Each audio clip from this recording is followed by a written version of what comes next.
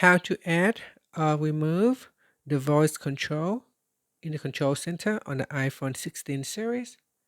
First, let's go back to the home screen by swiping up at the bottom of the screen. Then on the home screen, swipe down at the top to open up the control center. Next in here, go and tap on the add button at the top left corner. Once you're in an edit mode, go down and tap on add a control. Then in the control list, scroll down. And in here, we go to the motor accessibility section and tap on the voice control.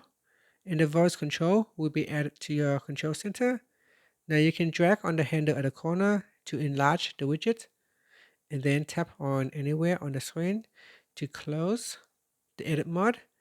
And from the control center, you can tap on voice control to switch it on or turn off voice control. And that's it.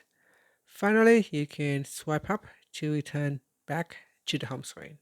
Thank you for watching this video. Please like and subscribe to my channel for more videos.